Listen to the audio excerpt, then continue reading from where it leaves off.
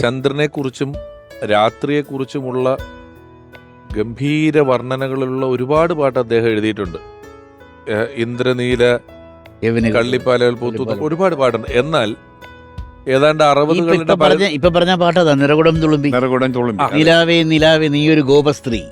ഇതെല്ലാം എഴുതിയ ആള് 60കളുടെ പകുതിക്ക് ഈ മനുഷ്യൻ ചന്ദ്രനിൽ പോയെന്നും ചന്ദ്രനിൽ അവിടെ കാര്യമായിട്ടൊന്നുമില്ല, അത് വെറും കല്ലും കട്ടയാന്നൊക്കെ പറഞ്ഞപ്പം അതിനെപ്പറ്റി പാട്ട് എഴുതിയിട്ടുണ്ട്. പറയൂ, വരി പറ. താരാപഥത്തിലെ രഥമല്ല, ചന്ദ്രബിംബം കവികൾ പുകഴ്ത്തിയ സ്വർണമയൂരമല്ല. അത് പേൾവി എന്ന് പറയുന്ന ചിത്രത്തിൽ തങ്കത്താഴിക കുടമല്ല, അതല്ല ഇതല്ല. കസ്തൂരിമാനില്ല കല്ലോലിനിയില്ല അല്ലെ, കാറ്റിന്റെ ചിറകടി ഒച്ചയില്ല, ഏതോ വിരഹത്തിൻ കഥയോർത്ത് നിൽക്കുന്നൊരു ഏകാന്ത മൂകതയല്ലോ, അങ്ങനെയല്ലേ?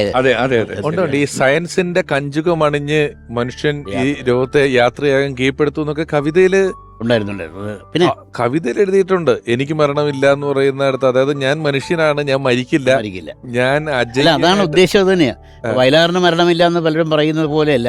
അതിനകത്ത് വയലാർ ഉപയോഗിച്ചെങ്കിൽ എനിക്ക് ഞാനല്ല, വയലാറല്ല, മനുഷ്യനാണ്. അതെ അതെ, മനുഷ്യത്വത്തിന് മരണം ഉണ്ടാവരുതെന്ന് മനുഷ്യൻ ഇങ്ങനെ തുടർന്നുകൊണ്ടിരിക്കും. അവൻ സയൻസ് ഉപയോഗിച്ചുകൊണ്ട് ഇതിനെ മുന്നിലേക്ക് പോകുന്നുള്ള ഒരു ദാർശനികത ഭയങ്കര കാര്യമായിട്ട് പറഞ്ഞിട്ടുള്ള ഒരാളാണ്. ചൊവ്വയിൽ പോയിട്ട് പാക്കെടുക്കും, അന്തരീക്ഷത്തിൽ നിന്ന് വെറ്റിലെടുത്ത് ചുണ്ണാമ്പൊക്കെ തേച്ച് ഞാൻ മുറുക്കിത്തുപ്പു എന്ന് പറയുന്നത്. വിദ്യുത് ഗോളങ്ങൾ കൊണ്ട് മാനമാടുമെന്ന് അതിനകത്ത് എഴുതിയിട്ടുള്ളതാണ്. ഈ നമുക്ക് ഒരാളും കൂടെ വന്നിപ്പോ ഈ സമയത്ത് വയലാർ രാമവർമ്മ എന്ന അതുല്യനായ എഴുത്തുകാരനെ ഓർക്കുന്നു. പ്രിയപ്പെട്ട രചയിതാവ് Shri R K Damodaran sir. തുടങ്ങുന്ന പല്ലവിയിലെ ഒരു വാക്കുകൊണ്ട് തന്നെ ഒരു വലിയ ഭാവന അല്ലെങ്കിൽ ഒരു വികാരം ഒരു സാന്ദ്രമാക്കാൻ കഴിയുന്നതാണ്. അപ്പൊ ഞാൻ നോക്കൂ, സുമംഗലി നീ ഓർമ്മിക്കുമോ സ്വപ്നത്തിലെങ്കിലും ഒരു ഗാനം എന്ന് പറയും. ആദ്യത്തെ വാക്ക് വെച്ചകണ നോക്കൂ, സുമംഗലി എന്നാണ്. സുമംഗലി എന്ന് പറയുന്നത് കല്യാണം കഴിച്ചു പോയ ഒരു സ്ത്രീയാണ്. അപ്പൊ എന്റെ കാമുകി വേറൊരു പുരുഷനെ കല്യാണം കഴിച്ചു പോയപ്പോൾ ഉണ്ടായ ആ കാമുകിയുടെ ഓർമ്മയിൽ പറയുന്ന എന്തൊക്കെ വേണമെങ്കിൽ എഴുതി വെച്ച് തുടങ്ങാം. പക്ഷെ ആദ്യത്തിൽ തന്നെ പറയുന്ന സുമംഗലി നീ ഓർമ്മിക്കുമോ സ്വപ്നത്തിലെങ്കിലും ഈ ഗാനം എന്ന് പറയുന്നത് ഞാനാണ്. അപ്പൊ എന്നെ വിട്ടുപോയാലുള്ള ആ സുമംഗലി എന്ന് പറയുന്ന ഒരു വാക്കിലൂടെ തന്നെ, പല്ലവി തുടങ്ങുന്ന വാക്കിലൂടെ തന്നെ ആ പ്രപഞ്ചത്തെ, ആ വിരഹത്തെ, ആ വിപ്രലംബത്തെയൊക്കെ അദ്ദേഹത്തിന് ആവിഷ്കരിക്കാൻ കഴിയുന്നു. പിന്നെ രാഗത്തില് ഇവിടെ കാറ്റിന് സുഗന്ധം എന്ന് പറയുന്നൊരു പാട്ടുണ്ട്.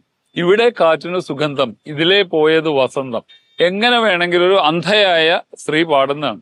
അപ്പൊ ഇവിടെ വസന്തം വന്നു എന്ന് പറയണമെങ്കിൽ, പൂവിടർന്നത് കാണണമെങ്കിൽ കണ്ണ് കാഴ്ച വേണം. അപ്പൊ കാണാത്ത ഒരു അന്ധയുടെ എക്സ്പ്രഷൻ എങ്ങനെ കൊണ്ടിരുന്നു ചോദിച്ചാൽ, അദ്ദേഹം എഴുതി വെച്ചിരിക്കുന്ന പല്ലവി തുടങ്ങുന്നതിന് ഇവിടെ കാറ്റിന് സുഗന്ധം എന്നാണ്. സുഗന്ധം എന്ന് പറയുന്നത് കണ്ണുകൊണ്ടല്ല കാണുന്നത്, അത് മൂക്കുകൊണ്ട് വാസനിക്കുകയാണ്.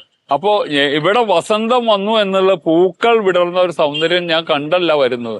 ഈ അന്ധയായ യുവതി ഇവിടുത്തെ പൂവിന്റെ ഗന്ധം ആസ്വദിച്ചുകൊണ്ട് പറയാണ്. അപ്പൊ ആദ്യത്തെ വരിയിൽ ഇവിടെ കാറ്റിന് സുഗന്ധം, ആ വാക്ക് ഉപയോഗിച്ചപ്പോ തന്നെ ഇവിടെ അന്ധയാണെന്ന് മനസ്സിലാവുകയാണ് നമുക്ക്.